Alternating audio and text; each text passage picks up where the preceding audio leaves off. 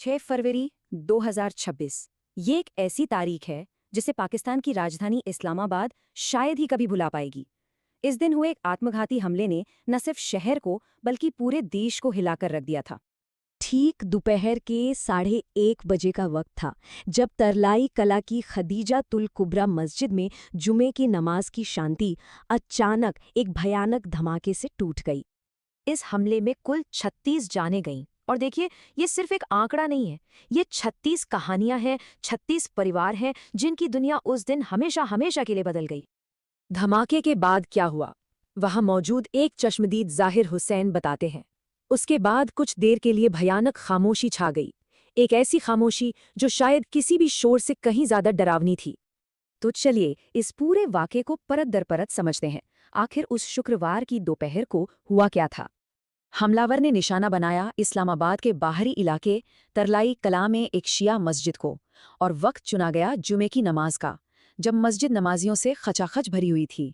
मकसद बिल्कुल साफ था, ज्यादा से ज्यादा नुकसान पहुंचाना और पूरे समुदाय में दहशत फैलाना। हमले का पूरा क्रम देखें तो ये कुछ इस तरह से हुआ। सबसे पहले एक अकेला हमलावर मस्जिद के गेट पर पहुंचा, जहां उसे सुरक्षा गार्डों ने रोका, लेकिन वो रुका नहीं। उसने गार्डों पर गोलीबारी शुरू कर दी ताकि वो अंदर घुस सके, और फिर मेन प्रेयर हॉल के पास पहुंचकर उसने खुद को उड़ा लिया। चारों तरफ तबाही मच गई। और धमाके के फौरन बाद का मंजर वो दिल दहला देने वाला था। हर तरफ चीख पुकार मची थी। इमारत को जबरदस्त नुकसान पहुंचा। बचाव अभियान तुरंत शुरू हुआ और शहर के सभी अस्पतालों में इमरजेंसी लगा दी गई। जो मेन ट्रॉमा सेंटर था पिम्स, वो कुछ ही देर में पूरा भर गया। और सबसे दुखद बात, मरने वालों में हर उम्र के लोग थे, यहाँ तक कि बच्चे और यूनिवर्सिटी के छात्र भी शामिल थे।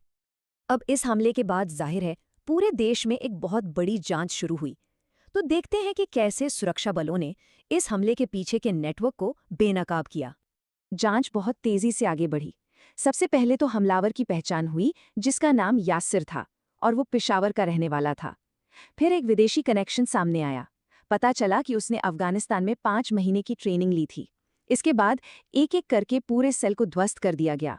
मास्टरमाइंड समेत 4 बड़े मददगारों को अलग अलग शहरों से पकड़ा गया, और एक अहम मददगार नौशेरा में एक ऑपरेशन के दौरान मारा गया। इस जांच में जो बात सबसे ज्यादा चौंकाने वाली थी वो ये कि इस नेटवर्क में हमलावर के अपने परिवार वाले भी शामिल थे, और ये सेल किसी एक जगह नहीं बल्कि पूरे देश में फैला हुआ था।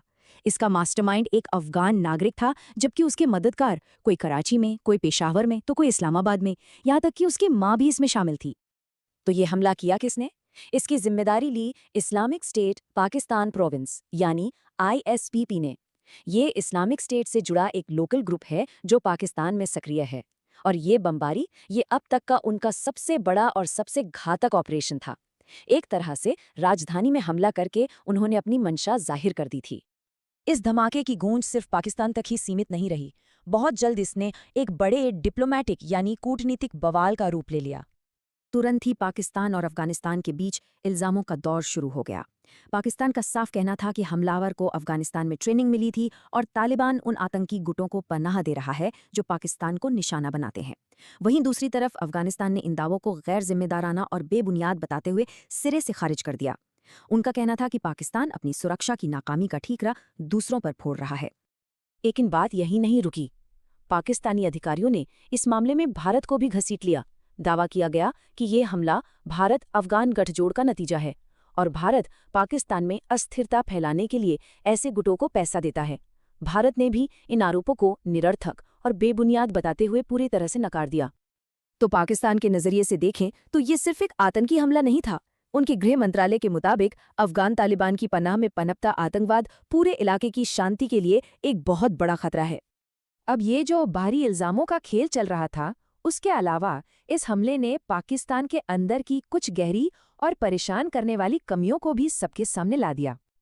देखिए, जिस वक्त ये हमला हुआ उस समय देश का सारा ध्यान, सारी सुरक्षा विपक्षी पार्टी PTI के देशव्यापी विरोध प्रदर्शनों को रोकने में लगी हुई थी, और इससे सरकार की प्राथमिकताओं पर एक बड़ा सवालिया निशान लग गया। यहाँ साफ दिखता है, एक तरफ राजनीतिक प्रदर्शनों को रोकने के लिए कंटेनर लगाकर पूरे रेड जोन को सील कर दिया गया था, सारे सुरक्षा बल वहीं लगा दिए गए थे, और दूसरी तरफ एक मस्जिद जैसा सॉफ्ट टारगेट, एक आसान निशाना, उसकी सुरक्षा में इतनी बड़ी चूक हो गई। विपक्ष ने इसे सरकार की बड़ी नाकामी बताया।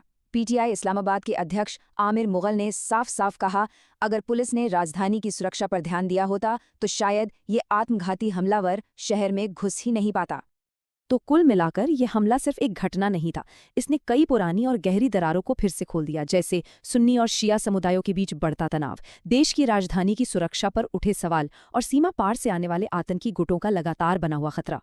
इस हमले की गंभीरता को समझने के लिए इस्लामाबाद के हाल के इतिहास के कुछ हमलों पर नजर डालते हैं।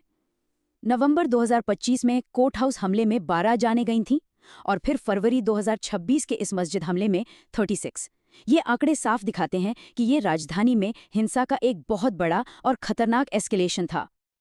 और ये सब हमें एक बहुत ही अहम सवाल पर लाकर खड़ा कर देता है।